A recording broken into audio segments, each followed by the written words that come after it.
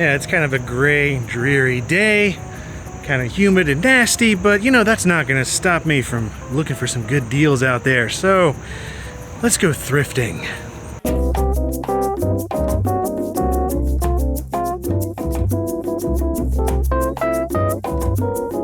First Goodwill of the day, or at least I think it is. This tree is getting huge. All right, yeah, this is Goodwill. We'll start here. And as soon as I walked inside, I see a ton of these things. Amazing Zeus something or others. Yeah, apparently Target had way too many and they just dumped them all on Goodwill. That's unfortunate. But yeah, they'll be here for the next 3 years probably. Over in the electronics, there's not a whole lot of interest today, except for this. I'm attracted to it because A, wood grain, and B, because that name, Electro Brand. I mean, it's just a basic 8-track AM/FM radio system, but that's a cool brand name I've never heard of, and I like it. I also ran across this Atari 7800 Pro system, which is pretty neat to see. I don't see them very often in Goodwills. I already have a couple, but yeah, so whatever. I just like looking at them. There's also this HD DVD player by Toshiba. I don't see these very often either. And really, it's no surprise. What a failed thing against Blu-ray. Yep, who cares? And who cares about the rest of this store, to be honest? Here recently, I've just not been having any luck here. Just a bunch of pillows and, shirts. Onto the Goodwill with the Lucky Rock out front, but it was starting to rain, so I didn't touch it or anything. Oh, no. We'll test our luck anyway. And inside, somebody's messed with his computer and flipped the display around, I guess with software. And man, that reminds me of me doing crap like that when I was 10 years old. I'd go into stores and screw with the desktops anyway. Moving on to the games and media and stuff. And hey, here's a copy of Who Wants to Be a Millionaire 2nd edition. It's only $1. And I don't have it, so why the heck not? It's in a big box. Also ran across this Swift cards game, or rather board games collection. I can't resist this kind of junk. Again, big box, it's $1. Not going to say no. And unfortunately did have to say no to this, even though, man, there's some cool stuff in here. Old Road and Track, Car and Driver, Motor Trend, magazines, things like that. They were wanting $200 for the collection here on the bottom, and $29 for the one up above. Yeah, that's just too much, no matter how you look at it. At least for me. I do like looking through those old magazines, though, when I can. There's a couple Sega Genesis down here, $25 each. And a Nintendo Wii just bag of junk, $29. I expect to see a lot more of these in the future as people are just unloading their old Wii sets and all the stupid peripherals that came along with them. Nobody wants this stuff anymore. Well, not yet. It's not quite nostalgic enough yet. An Atari Flashback 2 up here was in the box, kind of beat up, and $49. Yeah, their pricing at this store is getting ridiculous. It was barely that much when it was brand new. I did run across this kind of nifty little thing, though, just because of all these dials and switches and knobs and things.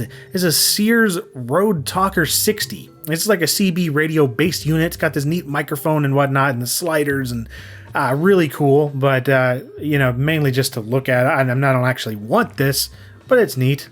Here's something I do want if it were in better shape and had a better price. This is an RCA Selectavision video disc player. Very cool. More of a Laserdisc collector, but I would love to have one of these too. $49 though for one that's kind of, I don't know. It seemed pretty beat up and stuff with the mechanism and things. Just, I don't know. $50 for something that I'm not sure about. I don't think so. But here's something that I will absolutely be getting. I thought it was a Sony Walkman at first, but not exactly. This is a Sony portable tape player, and I just like the design of it overall, mainly because this is a stereo recorder. It doesn't record in mono. It has 2 little microphones on top there to record in stereo. That's neat. It doesn't work exactly. Probably needs a new belt. And wow, if this weren't $15, I would absolutely get it. Check out this clock. Wood grain, neat design. It's got the little numbers that flip around and stuff. Oh, I think that is so cool. I've wanted one of these ever since I was a kid, mainly because of Back to the Future. And checked out this dial here. AM/FM, it have a little needle that spins around on a central axis. Such a cool design, but again, $15? It's just a basic clock radio. I don't know what they're thinking.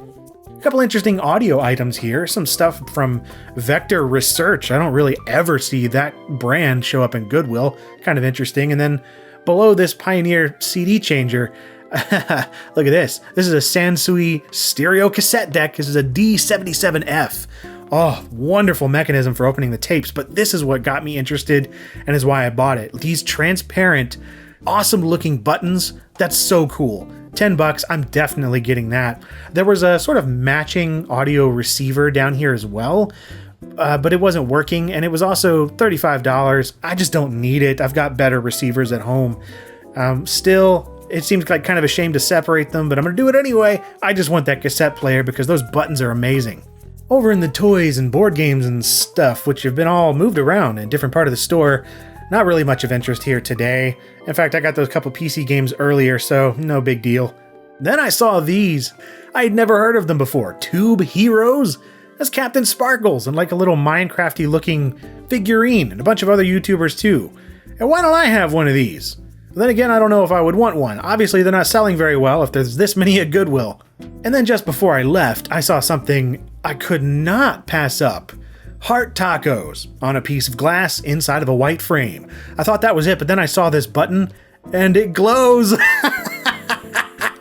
It's a USB powered Heart Tacos framed piece of glass. I gotta get it. It's so pointless. All right, on to another Goodwill before it starts raining.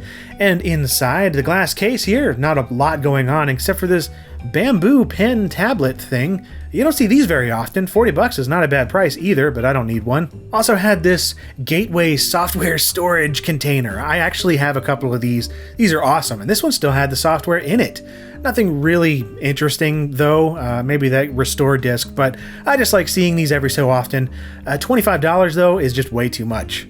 And over in the junk section, I found one of the most ridiculous junky junk things I've ever junked. This is just a 56-speed CD-ROM, but check out this build quality. It's actually kind of impressive in how crappy it is. Under this suspiciously placed lampshade, I found some suspiciously placed boxes of nothing really of note, but I don't know why they're under there. That was amusing to me. Also amusing is this. Look at this thing. This is a talking Computron. It's like a, I don't know what, one of those little talking learning computer things. It would take these little cartridges of some kind, battery powered. Almost got this simply because it looks really neat. I don't really need it though, and I've got a bunch of other things kind of like this, but man, what a cool design. It's like a late 70s, early 80s computer look, but all miniaturized. I like that. Oh man, yeah, this store is full of amazing Zeuses as well. That's just unfortunate. I feel bad for the shelves. Don't feel bad for this one though. It's Bill Elliott's NASCAR Challenge for DOS by Konami. Right here in the box. That's cool. I already have it, but neat. Oh, even more neat. One Must Fall 2097. This is actually the shareware episode by B&N Software. They did a lot of this stuff back then. They would just release things in a box that really didn't need to be, but hey, why not? Dark Force is also in the box here. It's kind of beat up, and yeah, I already own a copy or two, but yeah, cool. PC games. These just make me happy to see in a store. Also, another B&N Software release hidden underneath some puzzles and whatnot. This is Zargon. This is actually one of the registered episodes. B&N Software sold the full series in their individual boxes. I already have all of them, but yeah, kind of an unusual find these days. Most of these boxes, you can still find them pretty cheap on eBay though. And lastly, I've got something pretty special, a new Goodwill, as the rain is coming down pretty well at this point. Well, actually, this is kind of an old Goodwill that just moved locations. This is the one that I found the TRS-80 Model 3 at before, and they've got a whole brand new store here. It's pretty nice. Got a nice glass case here full of some stuff, PSP accessories and, you know, things. Also a hammered dulcimer. I don't know if I've ever seen one of these at Goodwill, so that's kind of interesting. Over in the toys and board games and things, I always got to check here, and I'm glad I did, because look at what I ran across. This is a Magnavox Odyssey 200 games console. It pretty much just plays Pong and whatnot, but yeah, 1975 games console in the box for $69. No, I don't think so. That's a bit much. In fact, that's a lot much for one of these. Even in the box, the manuals and stuff, which I'm glad to see, it's just not worth that to me, and not to a lot of other people either. Still though, pretty neat find. Also ran across this 3D Dream Garden Designer in a big box for PC, and I'm hopelessly attracted to this kind of weird niche software. I didn't get this one though because I have so many of the other kinds like this, and I just don't need to get another one until I cover some of the ones that I already have, so showing a little restraint. And we gotta check out the electronics, even though it mostly looks like total junk. And then I found this. Oh man, what a cool thing this is. This is a Sony Glasstron PLM A35. It looks like an old VR headset, and you can kind of think of it that way, but really, these are it's like a portable LCD system. You can hook things in, and it's supposed to simulate looking at a way larger display, like a 50-inch display that's on your head. And man, they just look awesome. I've been looking for one of these for a long time. They actually go for quite a bit more on eBay. This one's only $20 though, which is awesome. And I also had a fat PS2 in here, which, whatever. Some PC parts that, whatever. And Hewlett-Packard Color Pocket PC in the box. $10. I almost got it. This is one of the earlier Windows Pocket PCs. I don't really collect these at the moment though. And as I was about to leave, I spotted this thingy. An ice cool mouse. And I actually thought this would be much cooler than it is. I thought maybe this is something like you filled with water and put it in your freezer, and I don't know what I was thinking. I was expecting much more interesting. No, it's literally just a mouse that's cool because they say it is. I don't know why. It's just transparent. It's stupid. So forget this thing. I'm done for the day. And that's it for LGR Thrifts episode 28. I got some gadgets, got some games, and I got a Heart Tacos framed piece of glass that lights up. You can't do much better than that, in my opinion, so I'm pretty satisfied with this, and I hope you were satisfied with this episode of Thrifts. Although I haven't actually found a whole lot of really cool stuff like what y'all have. All these pictures are just like, wow, you're having way better luck than me recently, which is awesome. Keep sending these pictures my way, and I'll keep making these episodes whenever I can, although, yeah, there's been a bit of a drought of finding really cool stuff in the past couple months, but that's fine. It happens. And as always, thank you very much for watching.